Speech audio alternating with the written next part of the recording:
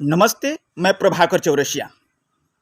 ये कहानी है उस पश्चाताप करते हुए बेटे की जिसने अपनी माँ की बात कभी नहीं मानी।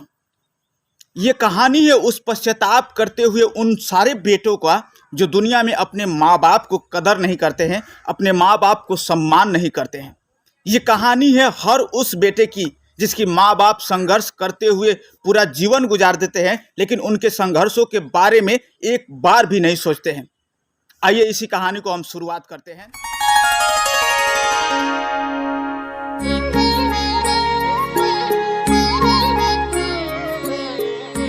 गांव में दो दंपति रहते थे जिनके कोई भी बाल बच्चा नहीं था और संतान के लिए दर दर भटकते थे।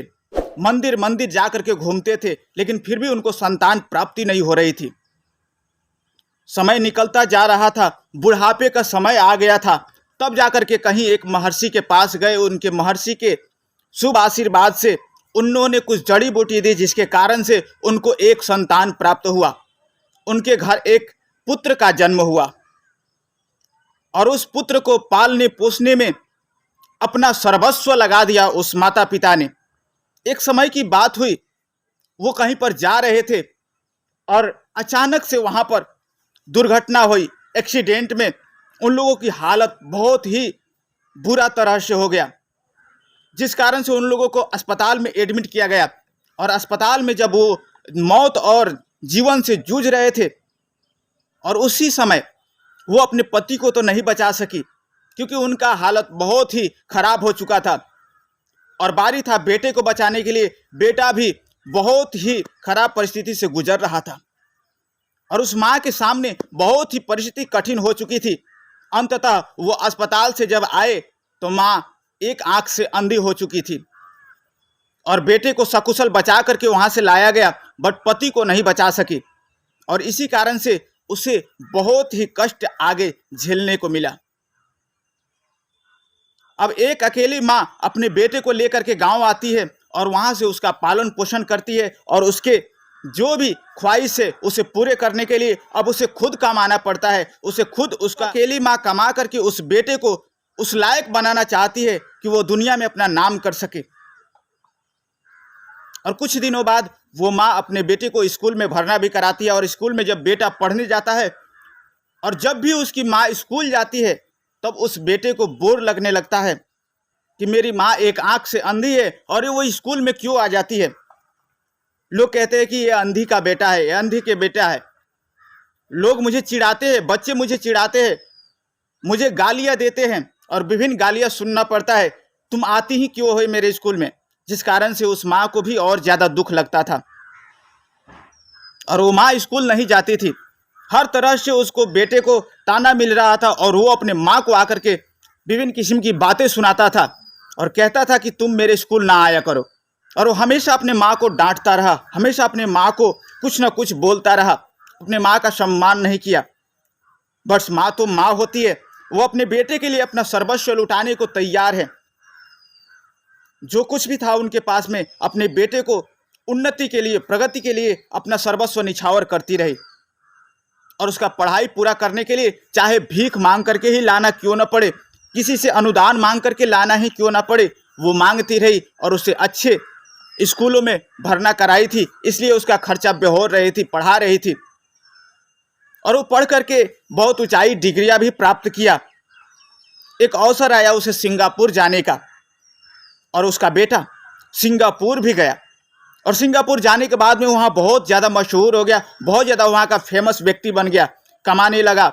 वहाँ पर अपना नेम फेम दोनों कमाया, अपना प्रसिद्धि कमाया, वहाँ का बहुत ही एक ज़्यादा चर्चित व्यक्ति बन चुका था।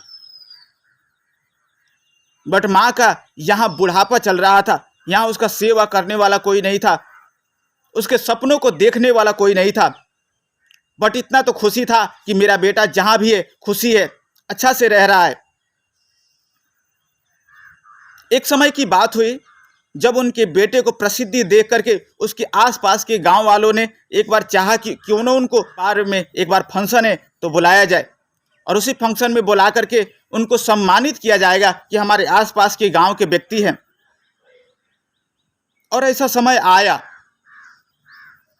जब समय आया वो व्यक्ति, वही लड़का जब अपने गांव के आसपास में आया और गाड़ी से जा रहा था, तभी उसका जो पुराना घर था, उस घर के सामने जाकर के गाड़ी रुक गया, चल नहीं पा रहा था। उसको लगा कि आखिर हो क्या रहा है, और इस रास्ते से मैं जब भी जाता हूं तब भी मेरा गाड़ी कभी ना कभी बिगड़ ही जाता है, और आखिरकार यहीं पर आकर क्यों रुक जाता है? क्या कारण है कि मेरा गाड़ी रुक जाता है? क्योंकि उसकी माँ का जब आंख अंधा हो चुका था, एक आंख खो चुकी थी, तब गांव वालों से दूर जा करके रहती थी। गांव वालों से थोड़ा दूर था, जंगल आसपास में था, लेकिन वो घर अब आज भूत बंगला में परिणत हो चुका है, क्योंकि अंधी माँ है, उससे काम उतना अच्छा से नहीं किया जाता है, गांव वाले लोग उससे मिलने नहीं जाते हैं, इसलिए वो घर आज भूत बंगला के रूप में है। जहां तहां सब सामान बिखरा हुआ है, पुराना एकदम घर हो चुका है, टूटा फूटा हुआ है, और वहां कोई जाता नहीं है। गांव की एक अकेली माँ को छोड़ देते हैं सब लोग, उसका हेर चाह कोई करता नहीं है, वो अकेली बनाती खाती रहती है। लेकिन जब भी उसका बेटा उस गाड़ी लेकर के उस रास्ते से गुजरता है, तभी गाड़ी उसका वहीं पर बिगड़ जाता है।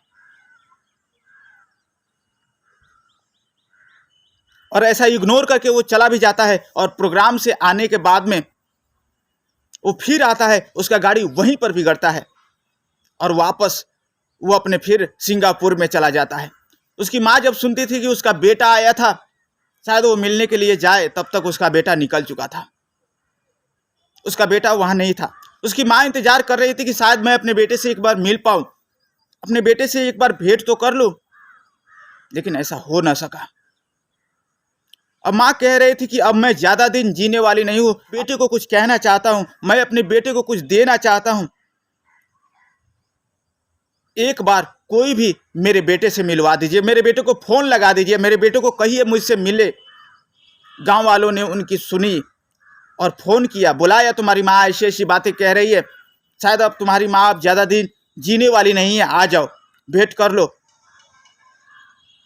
बट उसका बेटा एक भी नहीं सुना, क्योंकि वो पहले भी तो अपने माँ बाप का बातें नहीं सुनता था, आज भी नहीं सुना, वो टाल दिया, मुझे मतलब नहीं है।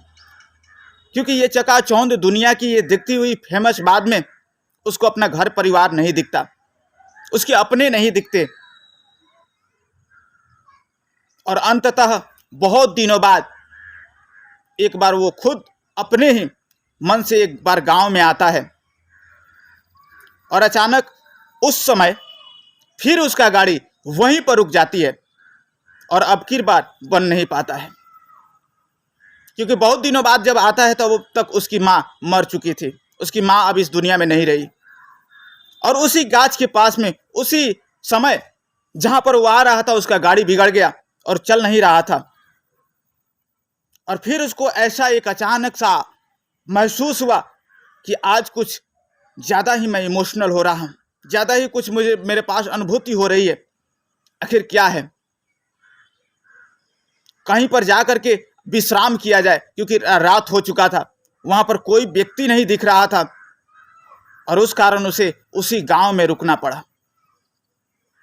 और जब रुके तो लोगों ने पूछा, क्या तुम वही हो जो उस अंधी बुढ़िया थी, उसका शायद तुम बेटे हो?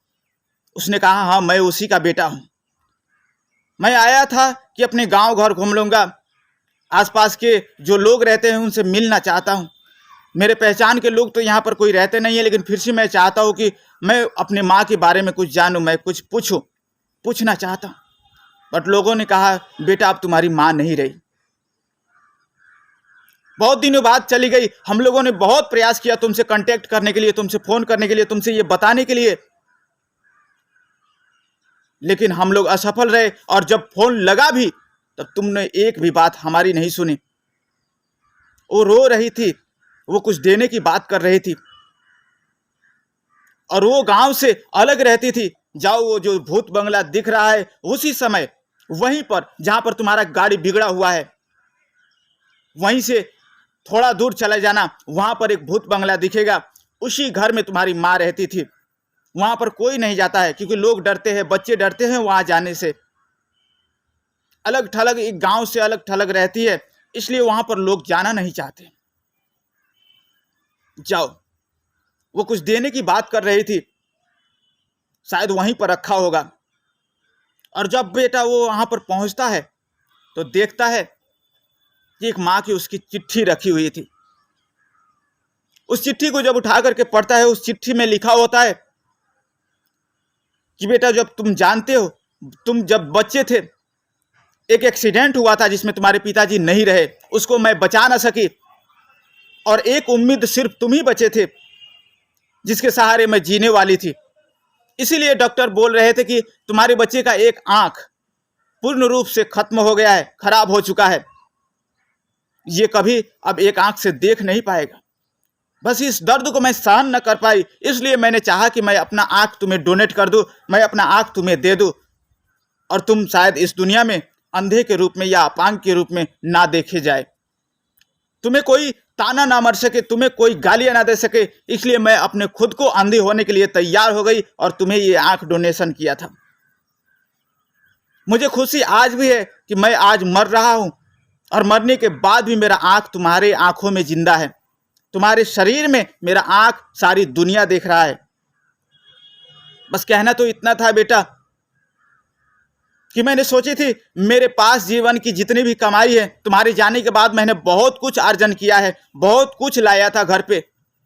सोचा था कि बहू और बेटे मेरे साथ रहेंगे, हम लोग अच्छे से मिल करके हम भी एक परिवार बसाएंगे, हमारी भी कुछ सपने होंगे, लेकिन शायद तुम ऐसा नहीं कर सके। मैंने बहुत सपने सजाए थे कि बहू के लिए कुछ गर गहने रखे हैं, कुछ बनवाए हैं, कुछ लोगों से मांग करके लाए हैं, उस गहने को मैं अपने बहू को दे सकूं। बस तुमने ऐसा नहीं किया। मेरा सपना था कि मेरा बेटा जो इस विश्व प्रसिद्धि को कमा रहा है, वो मेरा बेटा एक बार मुझे गले लगा ले, एक बार मेरे पास आए, ताकि दुनिया मेरे संघर्षों को जान सके, ताकि मेरे दुखों को, हमारे परिवार के बारे में लोग जान सके। लेकिन तुमने ऐसा बेटा नहीं किया।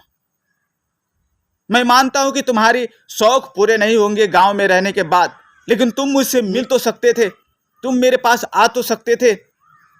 तुम जैसे बचपन में थे वैसे भी आज भी हो। न तुम मेरे बचपन में बात मानते थे, न आज माने। हमारी उम्र बहुत कम है, हम लोग हमेशा के लिए नहीं रहेंगे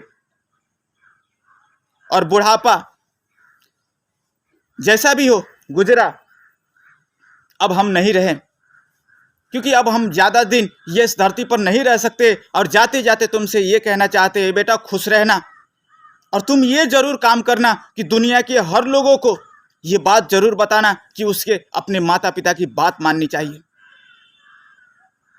और बेटा जाओ, घर के उस पूजा की कोठरी में बंद उस पेटी में बहुत सारे धन संपत्ति है, जाओ उसे लेकर के जाओ और अच्छा से अपनी जिंदगी बिताना।